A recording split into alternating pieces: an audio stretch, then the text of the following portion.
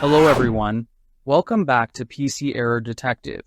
Today I'm going to show you exactly how to do disk cleanup on Windows 10 and make your computer run smoother and faster. Step 1.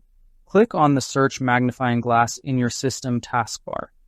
This is usually located at the bottom left corner of your screen, and it helps you quickly find apps, settings, and tools on your computer. Step 2. In the search field, type Disk Cleanup. This will let Windows know you want to open the built-in tool that removes unnecessary files and frees up space. Step 3. From the best results, click on Disk Cleanup to open it. This will launch the program, which analyzes your drives and shows you a list of files that can be safely deleted. Step 4. Check the boxes next to the files you want to remove.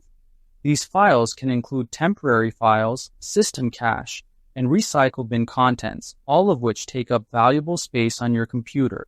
Step 5. Click on Clean Up System Files. This option allows Windows to scan deeper and remove additional system-level files that are no longer needed, improving performance even further. Step 6. Click OK, and then select Delete Files to confirm. Once you do this, Disk Cleanup will remove the selected files and help free up storage on your computer.